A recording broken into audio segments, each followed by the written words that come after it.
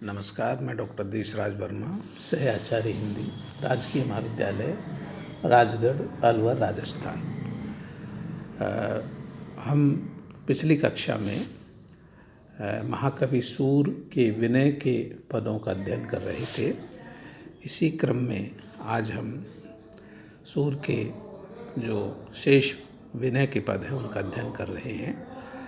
सूर अपने मन को प्रबोधन देते हुए कहते हैं, समझाते हैं कि छाड़े मन हर विमुखन को संग, कि हे मेरे मन, तो जो हरि विमुख लोग हैं, भगवान के विपरीत चलने वाले कुबुद्धि वाले लोग हैं, उनकी संगत का परित्याग कर दे। क्योंकि हरि विमुख लोग की संगति करने से तो निश्चित रूप से हरि से दूर होगा और कुबुद्धि तेरे अंदर पनपेगी। ये अपने मन को प्रबोधन देना है, मन को समझाने का कार्य सूर करते हैं। जिनके संग को मति उपजत है, परत भजन में भंग। जिन हरि विमुख लोगों के साथ में रहने से कुमति उपजती है, दुर्बुद्धि उपजती है और परत भजन में भंग। ऐसे लोगों के साथ रहने से अगर भजन में व्यवधान उत्पन्न होता है, बाधा उपस्थित होती है,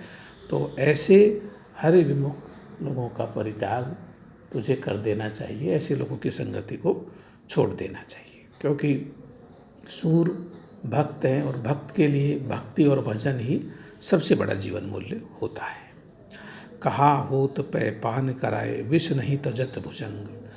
सूर कहते हैं कि जिस तरह से व्यक्ति की मूल प्रकृति में बदलाव नहीं आता, इसी तरह से दुष्ट प्रकृति के व्यक्ति से जितनी दूरी बनाए उतना ही अच्छा है। क्योंकि कहा हो तो पै पाए पान कराए, पै कहते हैं दुग्ध पान।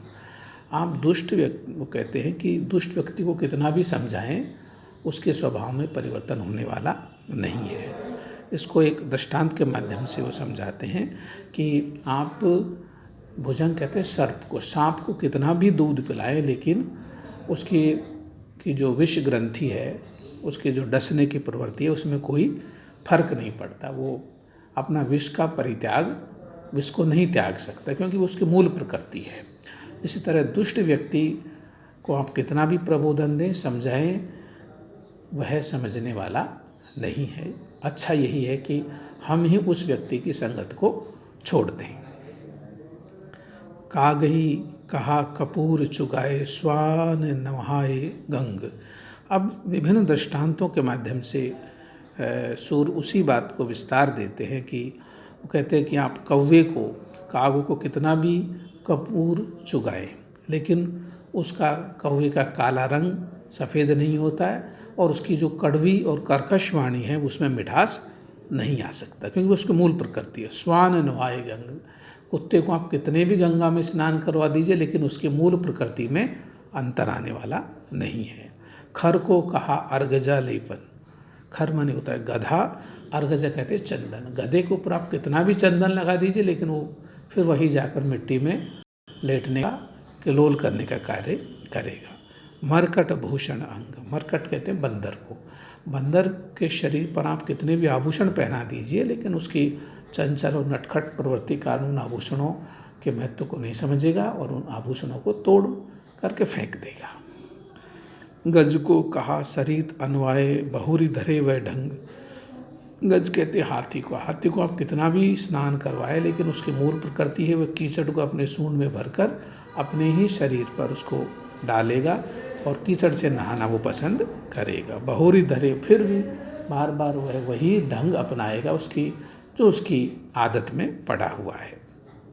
पाहन पतित बान नहीं बेधत, रीतो करत निशन। सूर कहते हैं कि पतित व्यक्ति उस बाण की तरह है, या कहें कि पतित व्यक्ति को प्रबोधन देना पत्थर में बाण चलाने के समान। पत्थर में आप, पाहन कहते हैं पत्थर को, कितने भी आप उस पर आप बाण चलाएं, तीर चलाएं, लेकिन वह तीर उस पत्थर को भेद नहीं सकता। इसी तरह से दुष्ट और खल प्रकृति का व्यक्ति है, उसको आप कितना भी प्रबोधन दें, उसको समझाएं, लेकिन उसकी मूल प्रकृति, उसके स्वभाव में परिवर्तन होने वाला नहीं है। निशंक कहते हैं उसके तर्कश को। भले ही आप पत्थर को बेंधने के लिए अपना पूरा तरकश के तीर ही खाली कर दें, लेकिन वो पत्थर बेंधने में नहीं आएगा। इसी तरह से दुष्ट व्यक्ति को आप कितना भी प्रबोधन दें, समझाएं, वो समझने वाला नहीं है। अच्छा होगा कि हम ही उस दुष्ट व्यक्ति की संगत को छोड़ दें। सूरदास कारी कामरी पे चढ़त न दूजो रंग। सूर कहते हैं कि जिस तरह से काली कमली पर, काले कंबल पर दूसरा रंग नहीं चढ़ता, काले रंग पर दूसरा रंग नहीं चढ़ता, इसी तरह आप दुष्ट प्रकृति के व्यक्ति, हरिविमुख प्रकृति का जो व्यक्ति है, उसको कितना भी प्रबोधन दें, वह अपनी दुष्टता को, अपनी हरिविमुखता और अपनी कुबुद्धि को छोड़ने वाला नहीं है। जैसे काले रंग पर कोई अन्य रंग नहीं चढ़ता, इस तरह दुष्ट व्यक्ति पर समझदारी, ज्ञान, भक्ति, भजन का रंग चढ़ने वाला नहीं होता है। इसलिए सूर कहते हैं कि छाड़ी मन हर विमुखन को संग। इसलिए मेरे मन तो ऐसे हरि विमुख लोगों की संगति को ही छोड़ते। यहाँ हम आत्म प्रबोधन, आत्मालोचन, आत्ममंथन की जो प्रकृति है या उसकी जो मूल बात है, उसको इस पद में देख सकते हैं। नेक्स्ट पद है, ये विनती का पद है कि अब मैं नाचो बहुत गोपाल। सूर्य यहाँ अपने आप को माया के खेल में या माया के नाच में नाचने के माध्यम से एक रूपक गढ़ते हैं। जिस तरह से एक नर्तक एक आभूषण, उसके एक नर्तक के एक उसकी वेशभूषा होती है, उसके आभूषण होते हैं और विभिन्न सुर ताल लय के आधार पर वो नर्तन करता है, नृत्य करता है। इसी तरह सूर कहते हैं कि हे गोपाल, हे कृष्ण, मैं इस माया के नाच को बहुत नाच चुका हूँ, अब मेरे वश की बात नहीं है, कितने ही जन्म मैंने ले लिए। काम क्रोध को पहिर चोलना। जिस तरह से नर्तक चोला पहनता है, तो मैंने काम क्रोध का चोला पहन करके नर्तक का रूप लिया। कंठ विषय की माल और गले में विषय वासनाओं की माला को मैंने धारण किया। महामोह के नूपुर बाजत। महामोह, बहुत विस्तृत और गहरे मोह के नूपुर पायल मैंने अपने पाँव में बांध करके नर्तन या नाच रहा हूँ। निंदा शब्द रसाल। रसाल कहते हैं मीठा, और निंदा के शब्द हैं, बुराई, निंदा, चुगली के शब्द मुझे बड़े मीठे लगते हैं।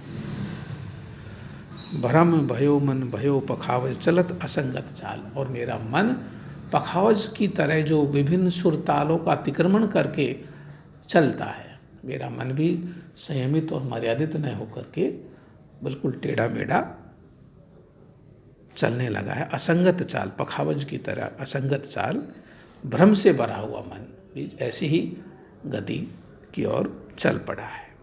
तृष्णा नाद करत घट भीतर नाना विदित ताल। और मेरे भीतर तृष्णाएं इस माया के नर्तन और नाद में ताल दे दे करके नाच, तृष्णाएं मुझे नचाती रहती हैं। नाना विदिता, नाना प्रकार के ठुमके लगा लगा करके मैं माया के इशारे पर मैं नाचता रहा हूँ।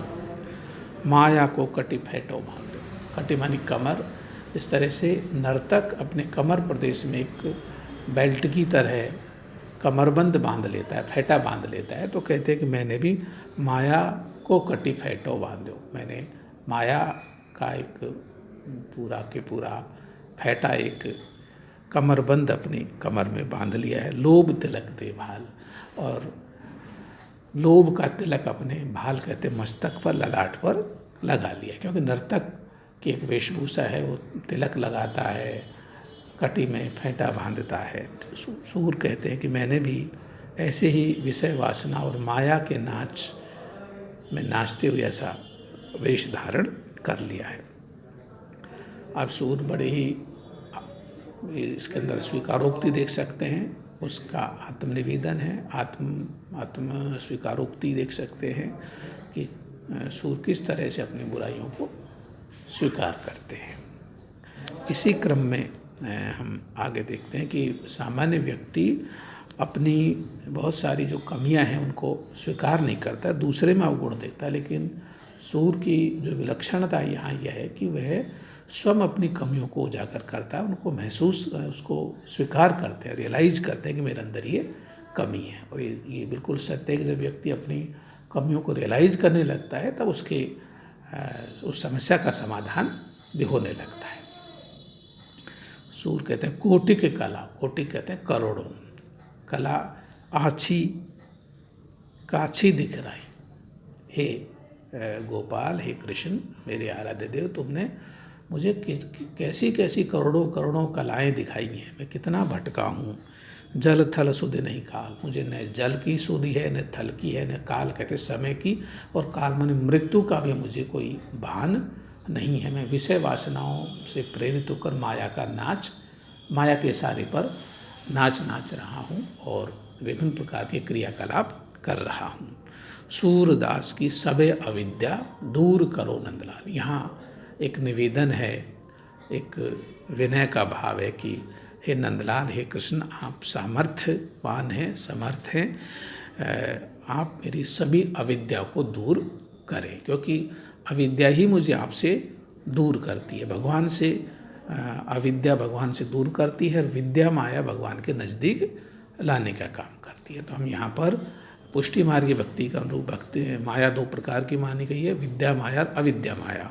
तो यहाँ अविद्या माया के अधीन होकर जो कार्य करने वाला जो संसारी व्यक्ति है वो भगवान से विमुख हो जाता है। सूर्य इस बात को स्वीकार करते हैं कि मैं बहुत नाच चुका हूँ संसार में, मैं बहुत एक तरह से रंग गया हूँ, डूब गया हूँ, माया का नाच चुका हूँ, लेकिन मुझे तृप्ति नहीं है।